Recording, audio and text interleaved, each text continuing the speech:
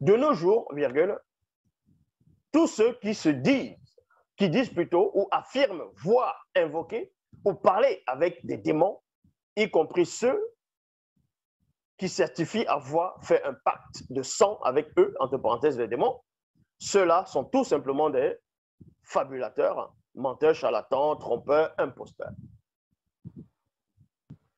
Imposteurs. Il y en a même qui prétendent aussi voir et parler avec Satan. Oui, il y a beaucoup de personnes qui disent qu'ils ont fait des pactes avec Satan, comme la sorcière qui avait écrit un livre, Rebecca Brown. Elle explique là-dedans que c'est qu'on appelle Hélène, qui était dans la secte de la fraternité. Là-bas, elle a vu Satan. Satan a apparu sur la forme d'un homme, un bel homme, ainsi de suite, qui venait la tromper, ainsi de suite. Et il y a aussi ceux qui font de la musique, qui disent qu'ils ont signé le sang, ils ont fait le pacte avec Satan, avec le démon. Vous pouvez voir Faust, le film qui était sorti, Faust, l'histoire de Faust, où c'est quelqu'un qui voulait garder la jeunesse éternelle. Le titre du film, c'était le Phantom of Paradise. Donc, le fantôme voilà, du paradis, le paradis, tout ça, le Phantom of Paradise.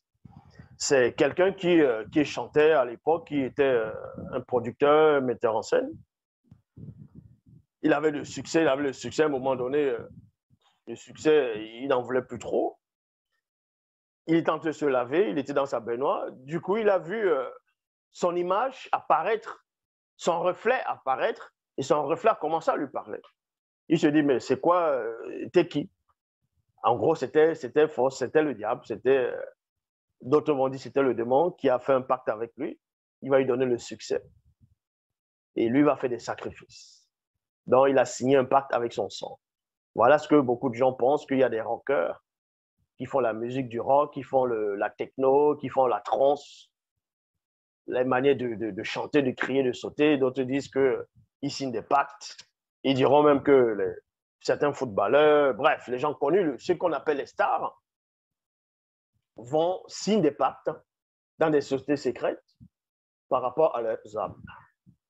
Et beaucoup de personnes croient à ça. Tu vas signer un pacte de sang comment? Le démon est spirituel, c'est un esprit. Satan, c'est un esprit, il n'est pas physique. Et toi, ton sang est physique. Tu vas signer le pacte comment? Ton sang va symboliser quoi? Là-bas, certains maintenant diront, oui, le sang va symboliser l'âme. En gros, ça veut dire, Satan aura droit à ton âme. Satan a quel droit sur ton âme? Admettons même que tu viens signer quelque chose avec Satan. Admettons, c'est une supposition. Une supposition n'est pas une affirmation. Bon, admettons, tu viens signer un pacte, on va dire comme ça, un pacte spirituel ou avec Satan, un pacte mystique. Que tu vas travailler pour Satan, tu vas faire des sacrifices, comme certains prétendent que tu te maries mystiquement avec la sirène des Omami Wata, et tu vas sacrifier les enfants, tu vas sacrifier les membres de ta famille, et ainsi de suite. Le jour où tu n'offres pas les sacrifices, et aussi au Nigeria, on te dit que la sorcière va venir, Mayama Saba, elle va prendre ton âme. Déjà, ce n'est pas possible. Je dis bien, ce n'est pas possible. Il faut connaître la spiritualité.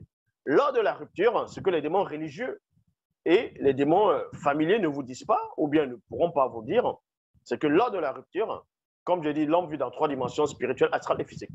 Et lors de la rupture, le cordon argenté va se détacher, va se déraciner, va se séparer, donc l'âme va se séparer du corps physique, de l'avatar. Et l'esprit va se séparer de l'âme. C'est-à-dire ces 3 corps qui vont aller dans 3 lieux différents. Premièrement, l'esprit va être recueilli, d'abord va être purifié, il va être recueilli par ce qu'on appelait les dibao, donc dans les bibliothèques, on les appelle les ophanimes. Un ophanime va prendre l'esprit, va l'amener dans le lieu initial après purification. Deuxièmement, par rapport à l'âme, c'est un âme ou l'oloma qui va prendre l'âme de la personne. Je dis bien la personne qui marche selon le verbe. Un âme ou l'oloma, c'est ce qu'on appelle dans les bibliothèques classiques les anges, ou bien dans les religions dites révélées, les malaïkas. Quant au corps, le corps, ce sont les hommes qui vont prendre le corps. Ils vont faire des cérémonies pour certains, ils vont l'enterrer, ainsi de suite. Donc, si tu fais un pacte avec Satan, ou Mamiwata, ou le démon, ou bien tout simplement Mayama Saba, et que tu n'honores plus ton pacte, ton alliance occulte, et on te dit, Satan vient prendre ton âme. Quand tu meurs, bam, on voit la personne, son esprit, son corps esprit, bien son corps astral, et là, il y a un démon qui vient le chercher. Non, c'est l'ange qui vient te chercher, qui vient prendre cette âme-là. Tu penses que le démon va rivaliser avec un ange? Il faut comprendre ces mystères-là. Maintenant, l'ange ne vient pas prendre tous les esprits des gens. Ceux qui ne connaissent pas le verbe, dès lors qu'ils meurent pendant la rupture, ils entrent dans l'obscurité. L'âme va s'éteindre. L'âme s'éteint.